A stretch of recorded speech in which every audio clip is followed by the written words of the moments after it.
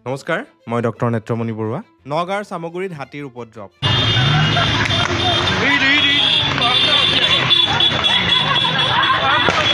এটা বনৰীয়া হাতীয়ে দুজন মানুহক মাৰি পেলালে আৰু কেইবাজনকো আহত কৰিছে বুলি খবৰ আহিছে। সেই বনৰীয়া হাতীৰ উপদ্ৰৱত এতিয়া চামগুৰিৰ লোকসকলৰ অৱস্থা নাই বা সেই চামগুৰিৰ ওচৰে পাজৰে থকা সকলো ব্যক্তিৰ এতিয়া অৱস্থা বেয়া হৈ আছে। সকলোৱে ভয়ত আতংকিত হৈ আছে।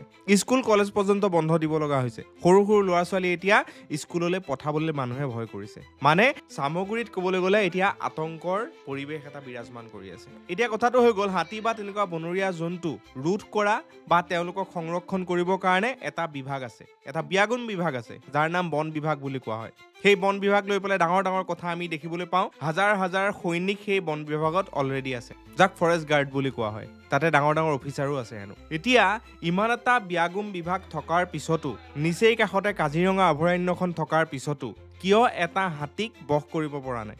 এই ব্যাগুণ বিভাগটো অকল সেই বালিৰ মাফিয়া বা কাঠৰ মাফিয়াৰ পৰা চান্দা তুলিবলৈকে আছে নেকি? আমি ৰিচেণ্ট সময়ত বহুতো তেনেকুৱা নিউজ দেখিছোঁ। এজন ব্যক্তিৰ পৰা 5 কোটি টকা পৰ্যন্ত চান্দা ল'লে হেনো, পইচা ল'লে। এই ইমান ডাঙৰ এটা বিভাগ থকাৰ পিছত আজি কিয় স্কুল কলেজ বন্ধ দিব লগা হৈছে? সৰু সৰু ল'ৰা ছোৱালী আজি বিপদসংকুল অৱস্থাত থাকিব লগা হৈছে। আতংকময় পৰিৱেশ বিৰাজ কৰিছে। দুজন ব্যক্তিৰ মৃত্যু হ'ল, বহুতো হয়তো আঘাতপ্ৰাপ্ত হ'ল, কোনো শান্তিৰে থাকিব পৰা নাই। কিন্তু ইমান ডাঙৰ বন বিভাগ এটাত আজি দৰমহা দি ৰখা ইমান ডাঙৰ ডাঙৰ বিষয়াসকল, ইমানবিলাক সৈনিক, তেওঁলোকক কিয় ৰখা হৈছে?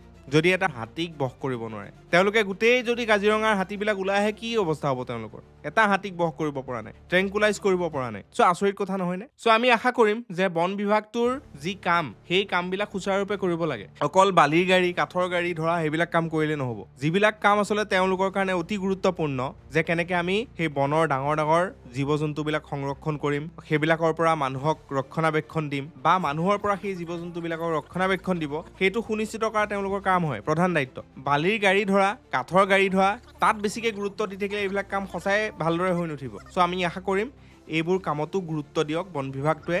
আৰু সেই যে ক্ষতি হৈছে মানুহবিলাকৰ, কাৰোবাৰ জীৱন নাশ হ'ল, কোনোবা হয়তো আঘাতপ্ৰাপ্ত হ'ল, আৰু তাতকৈ আটাইতকৈ ডাঙৰ কথা যে বহুতো হাজাৰ হাজাৰ লোক আজি আতংকিত হৈ আছে।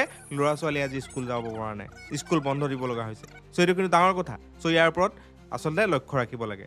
আৰু আশা কৰিছোঁ যে বন বিভাগটোৱে যদি এই কামবিলাক ভালদৰে নোৱাৰে, তেতিয়াহ'লে ট্ৰেইনিং দিয়াব লাগে। যি ধৰণে বাহিৰা দেশত বা বাহিৰা ঠাইবিলাকত ট্ৰেইনিং দিয়া হয়, তাৰ পৰা অলপ ট্ৰেইনিং লৈ আহি পেলাই এইবিলাক কাম কৰিবলৈ শিকিব লাগে। যদি এটা হাতীক ট্ৰেংকুলাইজ কৰিব নোৱাৰে, যদি এটা হাতী 2-3 দিন ধৰি পেলাই দবদবাই থাকিব পাৰে, আতংকময় পৰিৱেশৰ সৃষ্টি কৰিব পাৰে, তেতিয়াহ'লে বন বিভাগটো থকাৰ কি অৰ্থ থাকিলে? ইমানবিলাক বন বিভাগৰ সৈনিক থকাৰ কি অৰ্থ থাকিলে? বন বিভাগৰ নামত ইমান হাজাৰ হাজাৰ কোটি টকা খৰচ কৰাৰ কি অৰ্থ থাকিলে, যদি এইবোৰ কাম কৰিবই নোৱাৰে? চ' আশা কৰিছোঁ এই কামবিলাক সুচাৰুৰূপে কৰিব। ভৱিষ্যতে বন বিভাগটো ইয়াতকৈ অলপমান ট্ৰেইন আপ হ'ব, যাতে এনেকুৱা ধৰণৰ পৰিৱেশ আকৌ দুনাই নাহে ক'তো। ধন্যবাদ।